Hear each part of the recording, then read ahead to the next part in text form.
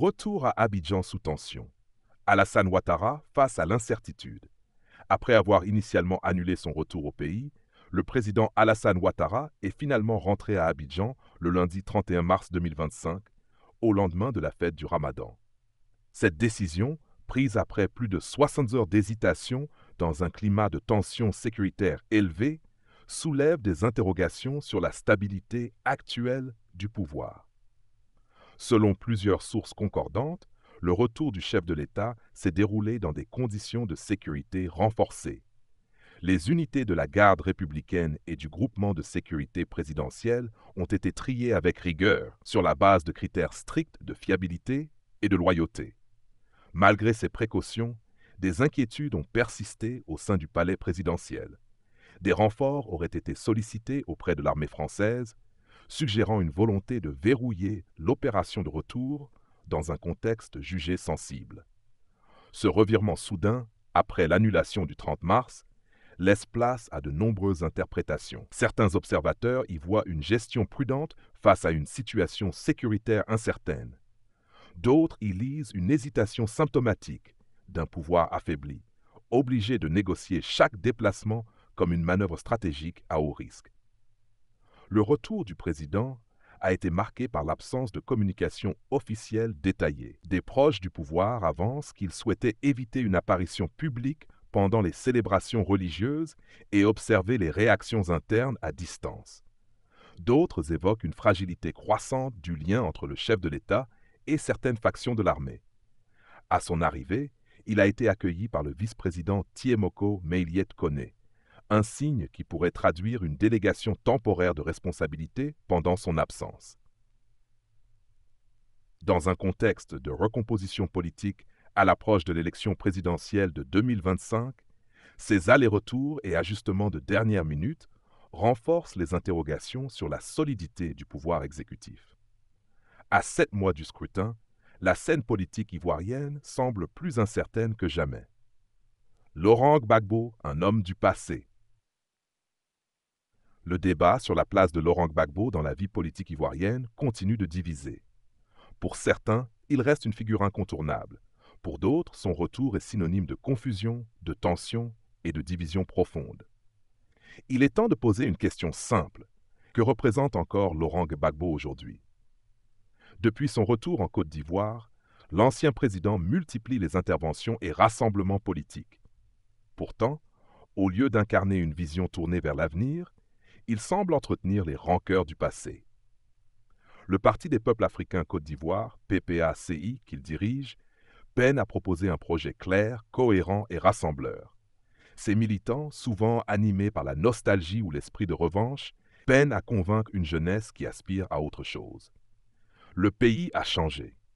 La société civile, les jeunes, les travailleurs veulent des solutions concrètes aux défis du quotidien. Emploi, éducation, santé, sécurité. Pas des discours enflammés, ni des appels à la confrontation. Les tensions annoncées d'une éventuelle candidature de Gbagbo en 2025 inquiètent. Faut-il réveiller des douleurs anciennes? Faut-il raviver des plaies à peine cicatrisées? Il est bon de rappeler que la légalité de sa candidature reste contestée. Son inéligibilité déclarée est un point de droit. Mais au-delà de la loi, il y a l'opinion. Une grande partie des Ivoiriens ne souhaitent plus revivre les épisodes douloureux de 2002, 2010 ou 2020. Ils veulent avancer. À ceux qui envisagent de manifester pour défendre cette cause, je dis prudence. La démocratie ne se construit pas dans la rue, mais dans les urnes, dans le débat, dans le respect des institutions. L'intimidation n'est pas un programme politique. La menace ne bâtit pas une nation. La Côte d'Ivoire mérite mieux que des affrontements stériles. Elle mérite un avenir apaisé, des dirigeants capables de tourner la page du passé et de proposer un véritable projet national. Laurent Gbagbo a marqué l'histoire, mais cela ne suffit pas à garantir sa place dans l'avenir.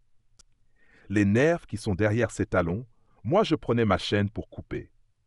Il y a plein de personnes en Côte d'Ivoire aujourd'hui qui sont handicapées. C'est moi qui les fais.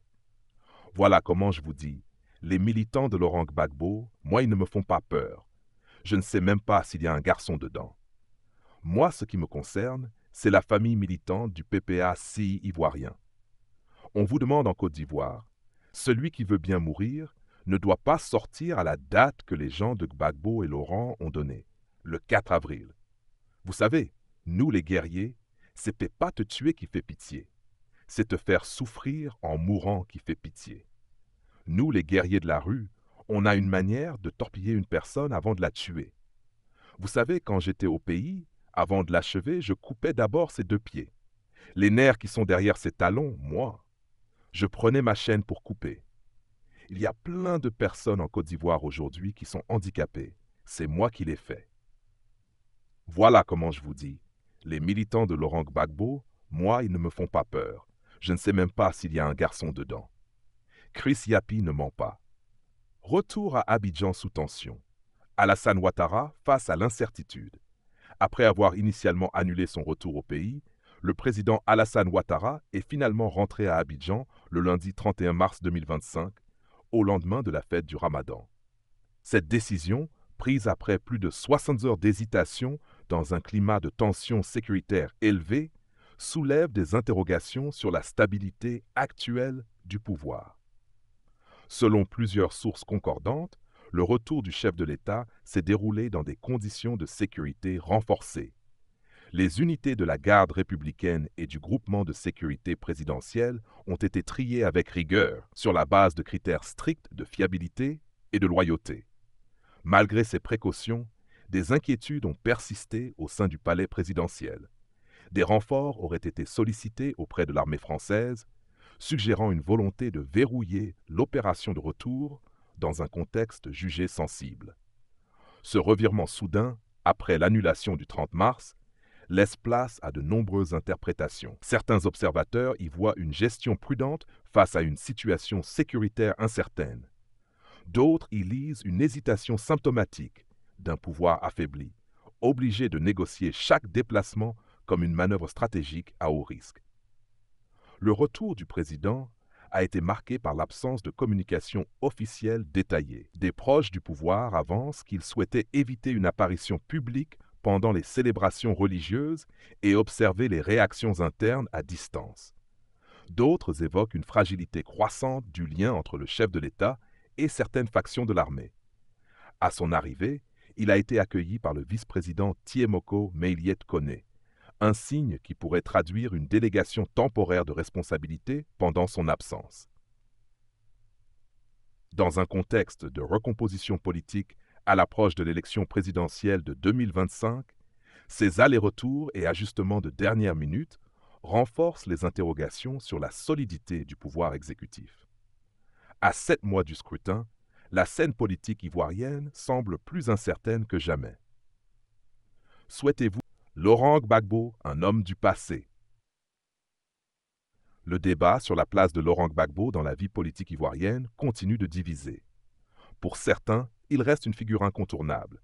Pour d'autres, son retour est synonyme de confusion, de tension et de division profonde. Il est temps de poser une question simple. Que représente encore Laurent Gbagbo aujourd'hui?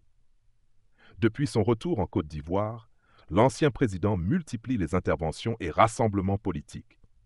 Pourtant, au lieu d'incarner une vision tournée vers l'avenir, il semble entretenir les rancœurs du passé. Le Parti des peuples africains Côte d'Ivoire